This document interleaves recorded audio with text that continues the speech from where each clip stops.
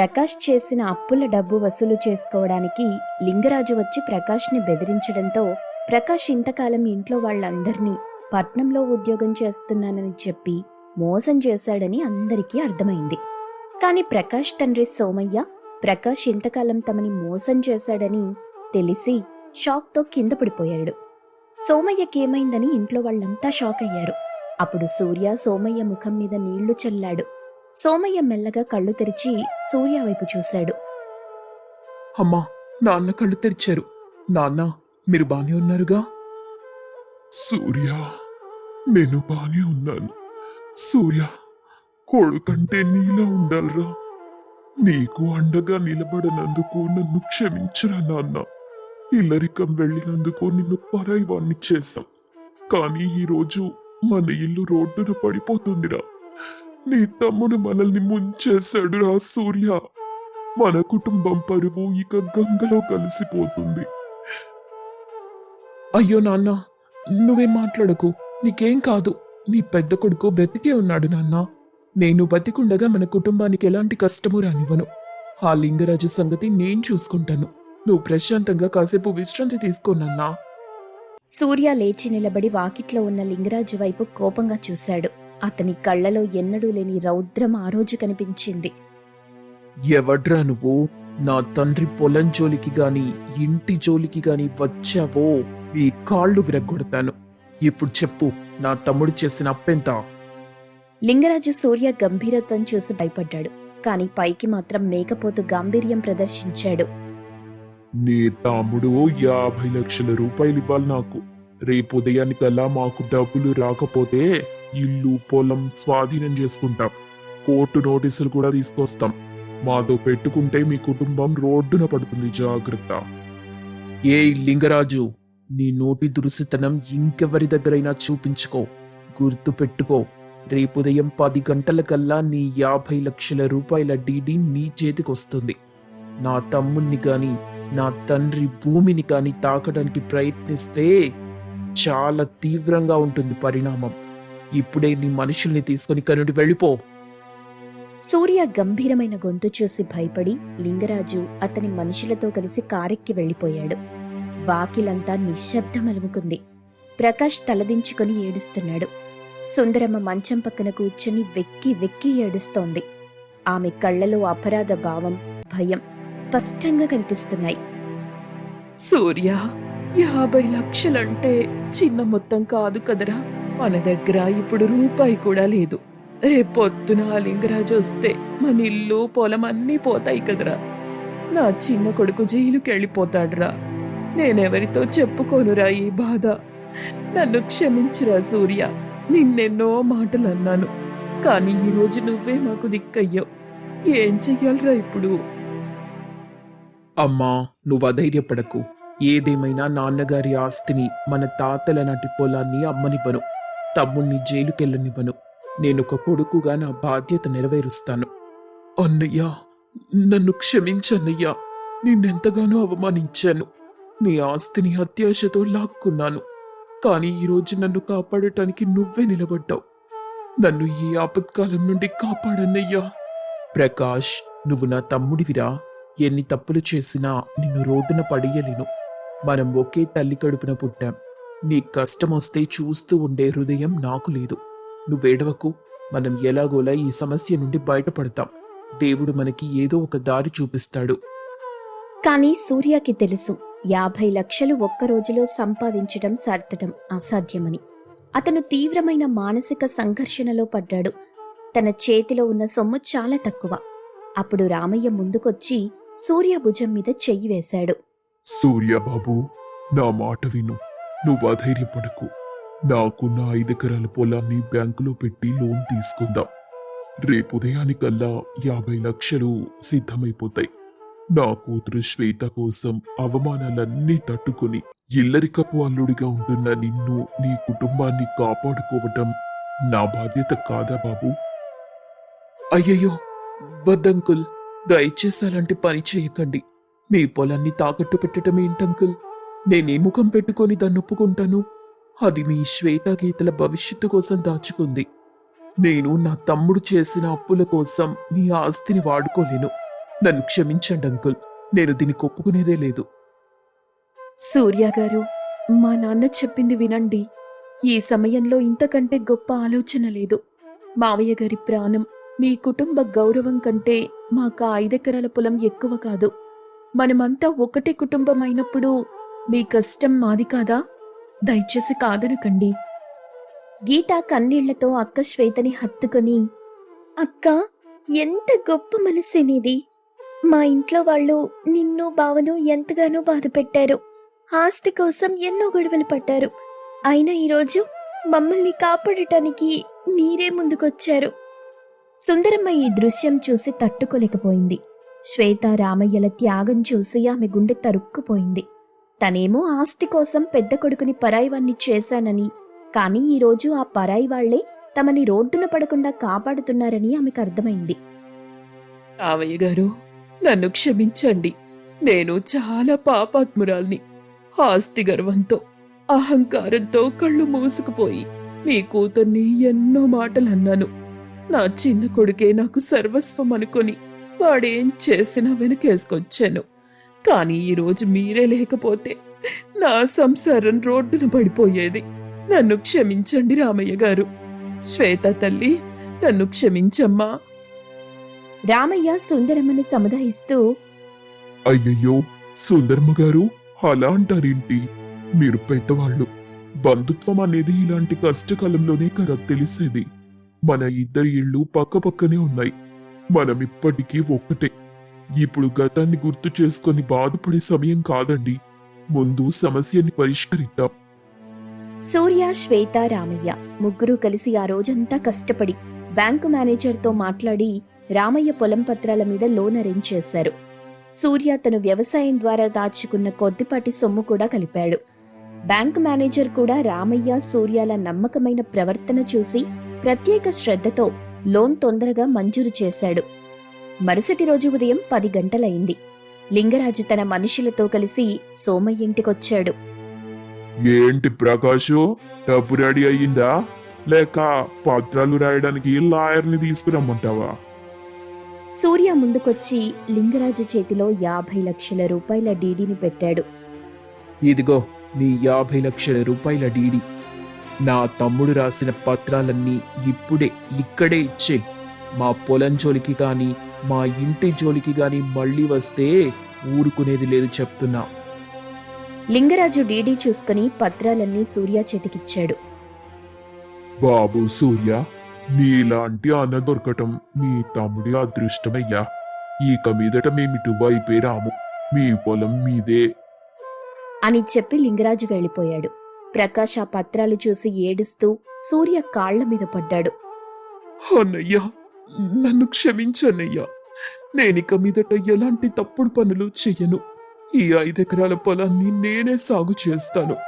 నీతో పాటే వ్యవసాయం చేస్తానన్నయ్యా.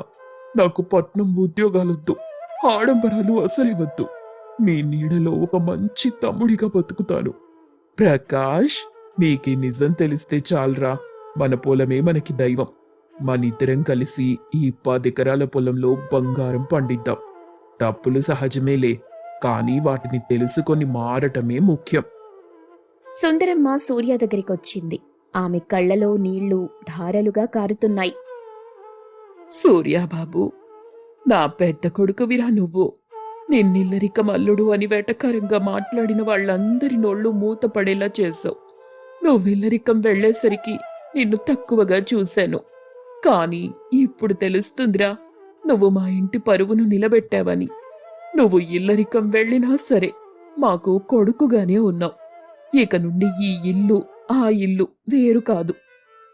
శ్వేత, గీత, మీరిద్దరూ ఒకే ముహూర్తాన పెళ్లి చేసుకుని మా ఇళ్లని కలపడానికే వచ్చారు. మిమ్మల్ని సరిగ్గా అర్థం చేసుకోలేకపోయాను తల్లి. అయ్యో అత్తయ్య గారు, గతం గతః. మనమంతా ఇప్పుడు ఒకటే కుటుంబం. నాన్నగారి ఆరోగ్యం జాగ్రత్తగా చూసుకోవాలి. ఇంకా ఆస్తి పంపకాల ఆలోచనే వద్దు. సోమయ్య మంచం మీద నుండి లేచి కూర్చున్నాడు. ఆయన ముఖంలో ఎన్నడూ లేని ప్రశాంతత, సంతోషం కనిపించాయి. రామయ్య, చూసావా మన పిల్లల గొప్పతనం? ఆస్తి గొడవలతో విడిపోతుందనుకున్న మన సంసారాన్ని ప్రేమానురాగాలతో మళ్ళీ ఒకటి చేశారు. ఇక నుండి మనవి ఇరుగు పొరుగు ఇల్లు కావు, మనది ఒకే ఒక పెద్ద ఇల్లు. అవును సోమయ్య గారు, బంధాలు అనుబంధాల కంటే ఏ ఆస్తి గొప్పది కాదు. ఇల్లరికమనే మాటకు నిజమైన అర్థం బాధ్యత అని సూర్య నిరూపించాడు. ఆ రోజు రాత్రి ఇరు కుటుంబాలు కలిసి ఒకే చోట భోజనానికి కూర్చున్నారు. శ్వేత గీత ఇద్దరూ ఎంతో సంతోషంగా వడ్డన చేస్తున్నారు. సూర్య ప్రకాష్ పక్కపక్కనే కూర్చొని నవ్వుకుంటూ మాట్లాడుకుంటున్నారు. సోమయ్య రామయ్య పాత జ్ఞాపకాలని గుర్తు చేసుకుంటూ ఆనందంగా నవ్వుతున్నారు. ఇల్లరికమనే పదానికి సమాజం ఇచ్చిన వింత అర్థాలను తుడిచేసి బాధ్యత మరియు ప్రేమతో కూడిన ఒక కొత్త అర్థాన్ని సూర్య నిరూపించాడు. ఇరుగు పొరుగు ఇళ్ల మధ్య ఉన్న గోడలు బంధాల ప్రేమానురాగాల ముందు కరిగిపోయాయి. ఆ పచ్చని పల్లెటూళ్ళలో ఆ రెండు కుటుంబాలు మళ్లీ ఎప్పటికీ విడిపోని విధంగా ఏకమై ఆనందంగా జీవించసాగాయి. ఇంతకుముందు ఎపిసోడ్లో చిన్ని కోసం రాధిక సతీష్ తెల్లారే వరకు వెతికి అమ్మా నాన్నలెలా ఉన్నారో అని ఆలోచించి ఇంటికి చేరుకుంటారు. చిన్నిని తిరిగి తీసుకురానందుకు శివయ్య గౌరమ్మ రాధికని సతీష్ని బాగా కోప్పడ్డారు. ఇక ఈ ఊళ్ళో ఉండటం మా వల్ల కాదని తిరిగి పల్లెటూరికి వెళ్లిపోవాలనుకుంటారు. రాధిక సతీష్ చిన్ని మీద ఎంత ప్రేముందో శివయ్యకి గౌరమ్మకి చెప్పి వాళ్ల మనసు మార్చి కొంత రాగిజావ తాగేలా చేశారు. ఇంట్లోనే ఉండి చిన్ని గురించి ఎక్కువ ఆలోచిస్తున్నారని అలా ఒక సాయంత్రం బయటికి తీసుకెళ్తారు. ఒక అనాథ పిల్లల ప్రోగ్రాం జరుగుతున్న ఒక కళా వేదిక దగ్గరికి శివయ్య గౌరమ్మని తీసుకెళ్తారు. అక్కడ మైక్లో ఒక వాయిస్ వినపడి అందరూ ఆశ్చర్యంతో ఆగిపోతారు. ఇంతకీ ఆ మైక్లో వినిపించిన వాయిస్ ఎవరిది? ఈ ఎపిసోడ్లో చూద్దాం. మైక్లో వాయిస్ విన్న తరువాత ఒకరి ముఖం ఒకరు చూసుకుంటారు. ఏవండి, ఆ గొంతు విన్నారా? ఆ గొంతు అది అచ్చం మన చిన్ని గొంతులాగే ఉందండి.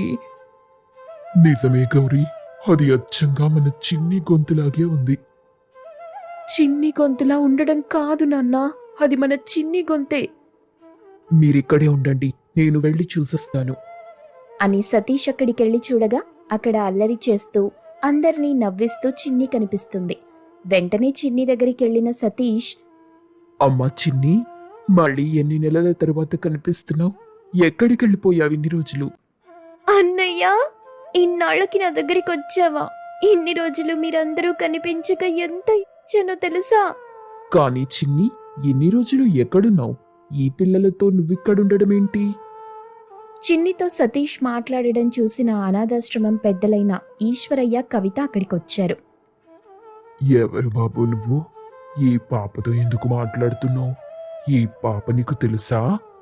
బాబాయ్ గారు, పిన్ని గారు, తను మా అన్నయ్య సతీష్. మరిన్ని రోజులు ఎక్కడికి వెళ్ళిపోయారు?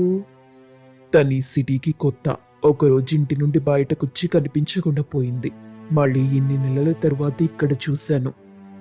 సతీష్ అనాథాశ్రమం పెద్దలతో మాట్లాడుతుండగా శివయ్య గౌరమ్మ రాధిక కూడా అక్కడికి చేరుకున్నారు.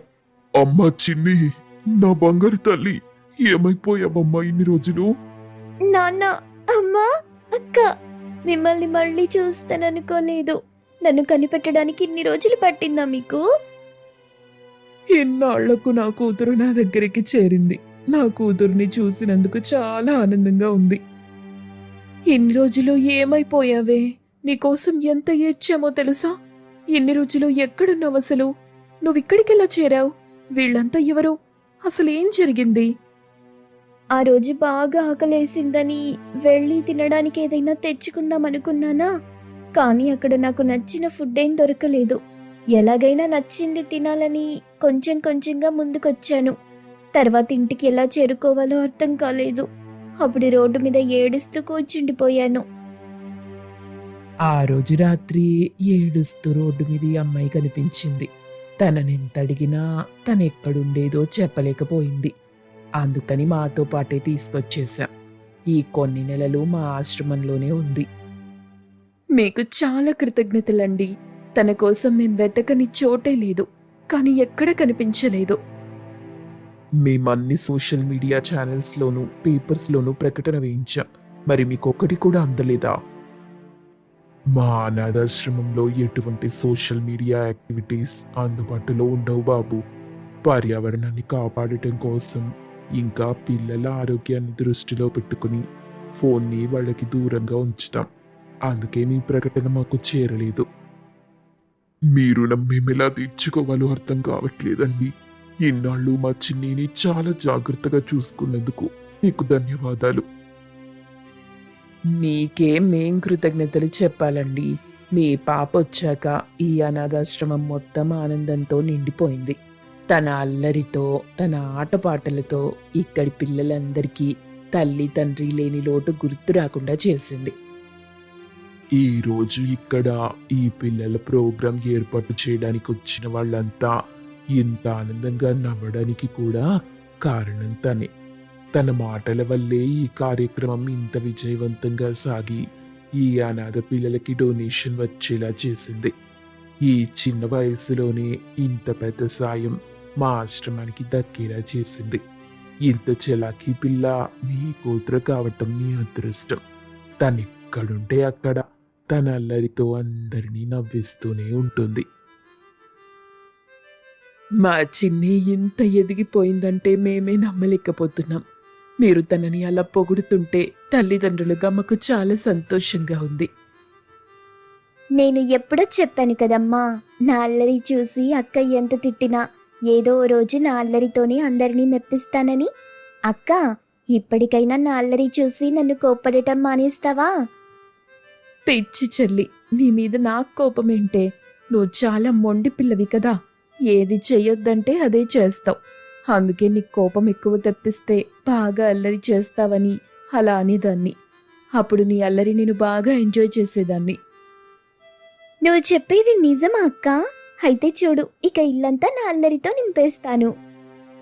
ఇన్నాళ్ళు మా చెల్లిని చూసుకున్నందుకు నేను కూడా మీ ఆశ్రమానికి నా మొదటి జీతం మొత్తం డొనేషన్గా ఇచ్చేస్తున్నాను. చాలా థ్యాంక్స్ అండి. ఇక మేము వెళ్ళొస్తాం అని అక్కడి నుండి అందరూ బయలుదేరి మళ్ళీ ఫ్లాట్కి చేరుకున్నారు.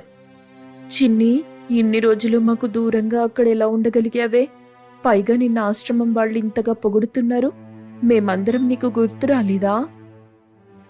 మీరంతా రోజు నాకు గుర్తొచ్చి చాలా బాధేసేదక్కా. కానీ అక్కడి వాళ్ళకి కూడా పాపం ఎవ్వరూ లేరు కదా. అందుకే వాళ్లలోనే మిమ్మల్ని చూసుకుంటూ మీతో ఆడిన ఆటలన్నీ వాళ్లతో ఆడుకునేదాన్ని. నువ్వు లేక ఇన్ని రోజులు అందరం పిచ్చోళ్ళమైపోయామే. ఇప్పుడు నువ్వొచ్చాక అందరి మొహాల్లో ఆనందం వచ్చింది. నాకైతే నువ్వు లేక ఏం తోచలేదు తెలుసా? అక్క, ఈ మాట నిజంగా చెప్తున్నావా? మరప్పుడు నువ్వే కదా అన్నావు, దీని అల్లరి భరించలేకపోతున్నాను, దీన్ని హాస్టల్లో పడేద్దామమ్మా అని. తర్వాత ఇంట్లో నేను హాయిగా ఉంటానని చెప్పావు కదా. సరే చిన్ని తల్లి, తప్పైపోయింది. నన్ను క్షమించు. ఇక నుండి నేను నిన్ను ఒక్క క్షణం కూడా విడిచిపెట్టను. ఇద్దరం కలిసే ఇల్లంతా కాదు సిటీ అంతా అల్లరి చేద్దాం. మరి అన్నయ్య, నువ్వురా? నేను కూడా ఇక నా చిట్టి చెల్లిని అస్సలు వదిలిపెట్టను. మీ అందరికీ ఒక స్మార్ట్ వాచ్ కొనిపెట్టి మరి ఎక్కడెక్కడున్నారో మీకు ఈ సిటీ అలవాటు పడేంత వరకు ఎప్పటికప్పుడు అప్డేట్ తెలుసుకుంటూ ఉంటాను. ఓ, నేను కొన్ని నెలలు కనిపించకుండా పోతే గాని నా విలువ మీకు తెలియలేదన్నమాట. అయితే ఏంటే, ఇప్పుడు మళ్ళీ కనిపించకుండా పోతావా ఏంటి? అలాంటి ఆలోచన ఏం లేదమ్మా. అలా ఏదైనా ప్లాన్ చేస్తే ముందు మీకే చెప్తానులే. అయితే నన్ను కూడా నీకు తోడుగా తీసుకెళ్ళు తల్లి. ఇప్పటికే 3 నెలల నుండి ఈ ముగ్గురి మొహాలే చూసి చూసి బోర్ కొట్టింది. ఈసారి నీ ప్లాన్లో నన్ను కూడా యాడ్ చేసుకో. అరే నాన్న, సిటీకి వచ్చాక నువ్వు ఇంగ్లీష్ కూడా మాట్లాడుతున్నావా? మరి శివయ్య అంటే ఊరోళ్ళనుకున్నావా? నేను కూడా ఇప్పుడు సిటీలో ఉంటున్నా. అందుకే మీ అన్నయ్య ఫోన్లో ఆఫీస్ వాళ్ళతో మాట్లాడటం వింటున్నా. కొన్ని పదాలు మీకోసం అలా నేర్చుకుంటున్నా. నేను కూడా చిన్నిని వెతకడం కోసం తిరిగి తిరిగి ఈ సిటీలో చాలా ప్రదేశాలు తెలుసుకున్నాను నాన్న. ఇక అన్నయ్య అవసరం లేకుండానే నేనే మిమ్మల్ని రోజు ఒక ప్లేస్కి తీసుకెళ్తాను. అయితే ఇప్పుడు మనం ఇంకా సిటీ వాళ్ళం అయిపోయామన్నమాట. ఇప్పుడు మనం పట్నం వచ్చిన పల్లెటూరి అక్క చెల్లెళ్ళం. సిటీ మొత్తం తిరిగేద్దామక్క. హలో సుజిమి, ఇప్పటి నుండి మీ ఆటలో నన్ను కూడా చేర్చుకోండి. గౌరమ్మ మాటలకి అందరూ నవ్వారు. ఎన్ని రోజులైంది ఇంట్లో ఈ నవ్వులు చూసి? అమ్మా, చాలా రోజులైంది. కడుపు నిండా తిని అందరి కోసం ఏదైనా వండి పెట్టమ్మా. నా చిట్టి చెల్లి ఇంటికొచ్చిన సందర్భంగా ఈరోజు వంట నేను చేస్తాను. అక్క ఇప్పుడే కదా వచ్చాను, అప్పుడే పగ తీర్చుకుంటున్నావా? ఏయ్ చిన్ని, నిన్ను ఇన్ని రోజులు నువ్వింట్లో లేనప్పుడు అమ్మ వంటగది వైపు కూడా అడుగు పెట్టలేదు. నువ్వెప్పుడొస్తావా, కడుపు నిండా వండి పెడదామా అని వంటలన్నీ చేయటం నేర్చుకున్నాను. కాబట్టి ఇవాళ నీకు నా చేత్తో వండి పెడతాను. అయితే ధైర్యంగా తినొచ్చన్నమాట. ఇంతకీ నా కోసం ఏం వంట చేస్తున్నావు? అది సస్పెన్స్. ఇప్పుడే చెప్పను, డైరెక్ట్గా తినే ముందే చూడాలి. ఇక నేనెళ్ళి వంట మొదలెట్టి మీ అందరినీ పిలుస్తాను. అప్పటి వరకు మీరు ముచ్చట్లు పెట్టుకోండి అని చెప్పి రాధిక వంట చేయడానికి లోపలికెళ్ళింది. వంట చేసిన తరువాత అందరినీ భోజనానికి పిలిచింది. అందరూ తినడానికొచ్చి కూర్చొని, ఇప్పుడు చెప్పు రాధిక, చిన్ని కోసం ఏం వంట చేశావు? తినబోయే ముందు రుచెందుకు నాన్న, తిందురుగాని ఆగండి. ఇక ఊరించింది చాలు, తొందరగా వడ్డించవాక, చాలా ఆకలిగా ఉంది. చిన్ని అలా అడగగానే రాధిక చేపల కూర మూత తీసి తన ప్లేట్లో వడ్డిస్తుంది. అక్క, నీకు తెలుసు కదా నాకు చేపల కూర నచ్చదని, కావాలని చేసావు కదా. ఇప్పుడు నిజం చెప్పు చిన్ని, నీకు నిజంగా చేపల కూర నచ్చదా? అంటే నచ్చుతుంది కానీ. నచ్చుతుంది, కానీ ముళ్ళు తీసుకోవడానికి బద్ధకం. ఆ విషయం నాకు తెలిసే ముళ్ళు తీసి చేపలు కొట్టించి తీసుకొచ్చాను. నువ్వు హాయిగా తిను. అమ్మా, చాలా థ్యాంక్స్ అక్క, మాకెంత మంచిదో. ఇప్పుడు చూడు, మొత్తం కూర నేనే తినేస్తాను అని అందరూ ఆనందంగా నవ్వుకుంటూ హాయిగా భోంచేస్తారు. ఏంటి ఫ్రెండ్స్, మీకు ఈ చిన్ని కథ నచ్చిందా?